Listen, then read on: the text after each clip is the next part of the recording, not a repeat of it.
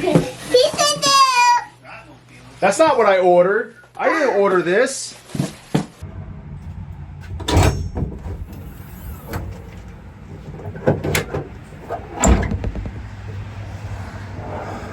Well, I think that I've come to the realization that I'm fucked and screwed. And I don't know how I'm getting this one in the house. We'll figure it out. Hello everyone, this is Mr. Mom Collectibles, and welcome back to another 1/6 scale vehicle unboxing. Now this is obviously a very exciting one that I've been waiting for quite a while, and those who know me, I'm obviously a huge 1989 Michael Keaton Batman fan. I mean, ever since I was a kid, it just encapsulated everything, and as a collector, it's one of the foundations of why I collect and how I collect. So today I wanted to show you the 89 Batmobile from Hot Toys. And those who know, I do also have the Jazz Inc. version on order as well. So this is the first where I will be reviewing this car on its own. I will then review the Jazz Inc. vehicle on its own and do the head-to-head comparison. But here we have the vehicle. I did pick it up from UPS. It is in the back of my pickup truck. And I'm just showing the overall scale of this box. Now, just for kind of my own credibility, the only other vehicle I have currently, for those who know, is the Back to the Future Part 2 DeLorean, which was a massive box in its own right, but this is definitely larger. And here we have a Spider-Man red and blue final swingsuit box and a McFarlane animated Batmobile box, just to give some perspective of the scale of this box itself. And I couldn't help but keep thinking, as big as this is, Jazz Inc. is expected to be bigger. So that's going to be something very interesting to find out over the next few months when that vehicle does arrive. Now, it's similar to the DeLorean. It's adorned with the brown shipper with the Batmobile, insignia and the looks on the front. And I will say, I'll put a little clip in here from when I picked it up at UPS, because the guys there actually knew what this was based on the brown shipper, which kind of led me to believe even further that maybe Hot Toys should consider maybe doing a more indiscreet packaging. Just, unwanted eyes, basically, to maybe not have on this piece, especially. What's that? I had to fight people off for this. Everybody wanted it. Oh, really? For having it delivered. So here it is inside. We're going to do the unboxing portion inside of my kitchen where it's safe and avoid damages.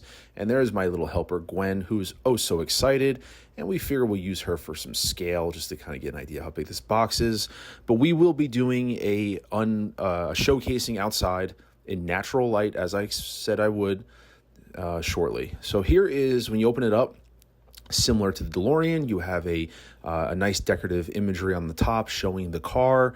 Really nice, like a slip cover that goes over the top. And then inside you see the Velcro straps and all the accessories that are inserted on the top piece of the foam with the instructions, with another nice image of the car. We have the lift, we have some of the discs, accessories, weapons. We have the shin breakers, as I call them. We also have, like I said, the rotating base. All these pieces are individually inserted into the top piece of the foam. They're all secure, no issues. Paint, everything looks great. Most of it's all plastic, and kind of that's how the car sits if you want to replicate that Batman Returns look.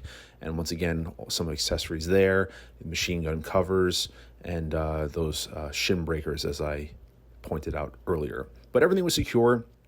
Very simple, and as similar to removing the Velcro straps, kind of like statues and things like that. It just gives you another layer of security, and I can confirm that the car was nicely packed. I know that the DeLorean had issues of it shifting because of the foam, like shifting inside. This was very secure, snug, and there was no issues. And I gotta say, peeling that off and seeing the car, it was breathtaking. It was something to behold. And honestly, it's only a feeling you would get if you saw this in person, whether at a friend's house or it was your own. Words can't truly describe the feeling of having this there. Now, this review was filmed over the course of 2 days. This was done on one day, and then the outdoor portion was another. Now, the one thing I was trying to control was my fandom. And I admit, it took over. Seeing this on the countertop here, I was blown away, like, holy shit, I have an 89 Batmobile in my kitchen, in my possession. And it was just amazing. And I'm just doing an inspection on the vehicle. Everything came out clean, no damages, no scrapes, no scratches, nothing. So the car is in pristine condition. That was first and foremost, pristine condition. But I got to say, there's one thing that really was eye-opening to me. And as a content creator, as a YouTuber, you 95% of the time you're giving your reactions and things to photographs and videos online that you do not have in your own possession. And it's very easy to get into internet spats back and forth. This is better than that. This is better than this. Like I said, maybe it's fandom, but when this car, I know this between Jazz Inc. is going to have a lot of head-to-head battles, but I know the thing about this is that, it's under scale. It's not the correct length, the details, things like that. I know, because I read those on the Facebook groups for months and months and months. People trash this vehicle. Honestly, when this is sitting on my countertop, I don't think of any of that.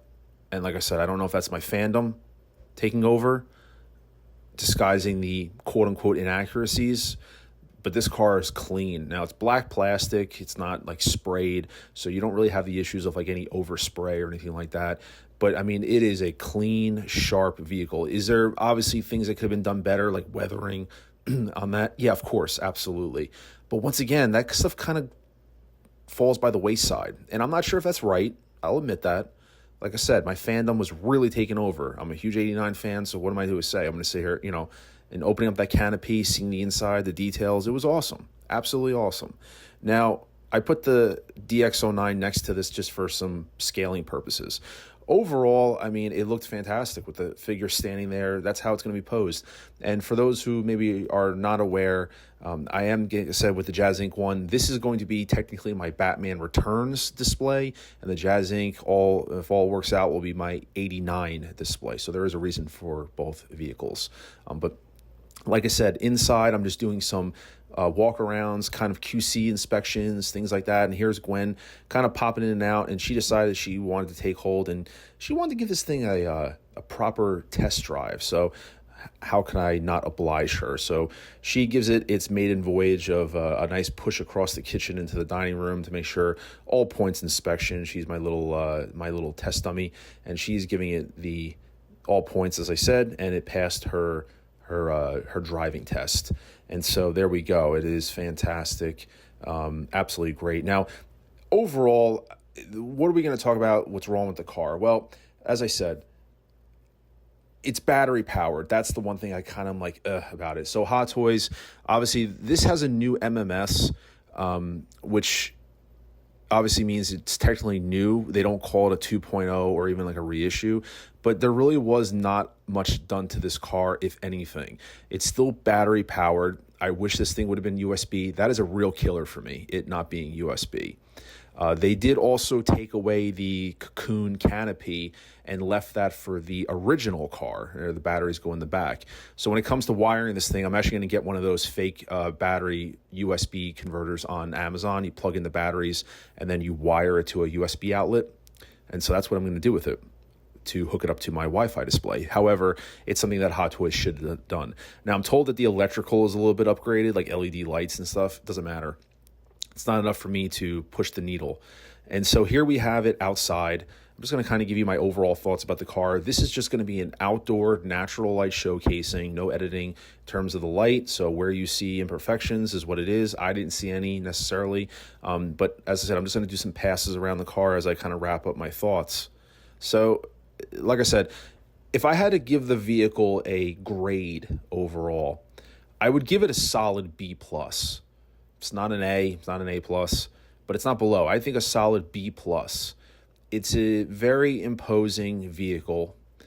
The curvature of it, it's an iconic car, if not one of the most iconic vehicles in the Batman history. This is, for many, this is their Batmobile. And it's, like I said, it has a presence just sitting there. It looks empowering. It looks very vicious just sitting there anywhere, which is great. It's an eye-catching piece.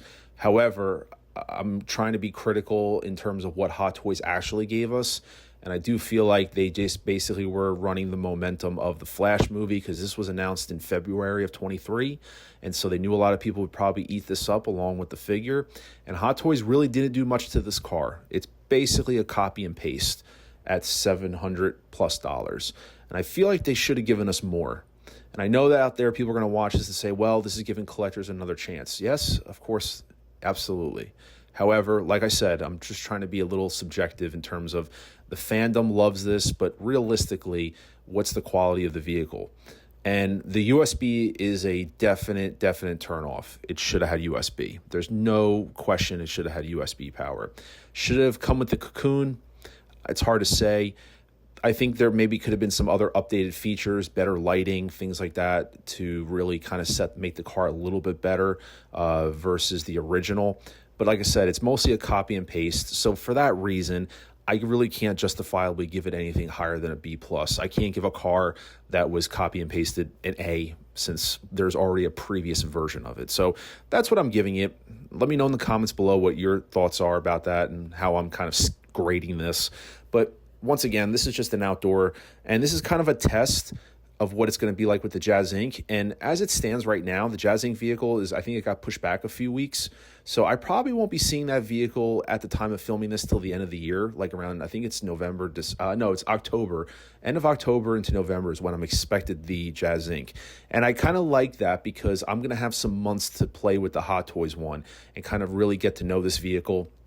Let it soak in all these details.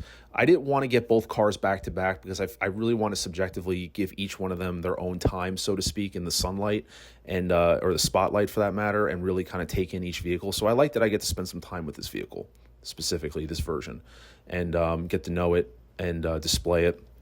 And then when the Jazz Inc. one comes in, I can subjectively look at that one and kind of see where they got one up on Hot Toys or vice versa, you know. So that's what it's all about, is trying to separate your fandom from being a good critic for others out there, because there's other people that are out there that are going to watch this that are curious.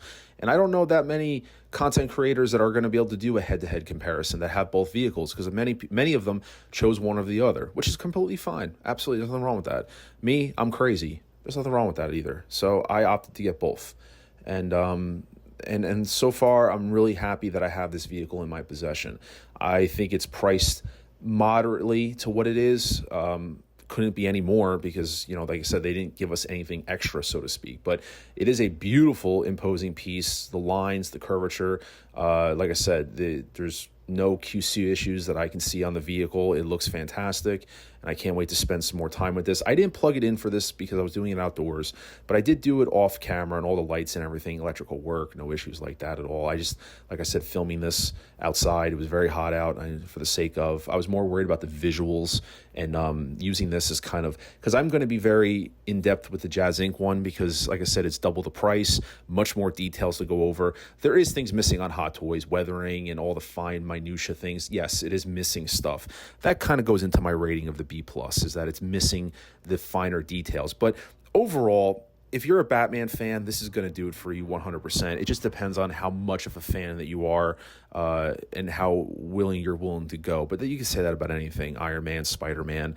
And so I'm going to save all that for more of a wrap-up for when I get the Jazz Inc. vehicle. We'll do an in-depth on that. But drop a comment below. Let me know your thoughts on what you think. If you own this vehicle, what are your thoughts on it? Or if you have the original and you're seeing this, are you glad that you kind of passed it and, you know, trade up? Drop a like on the video. Please consider subscribing to this if you like this and more content. Until then, this is Mr. Mom Collectibles saying take care, and I will see you guys in the next video.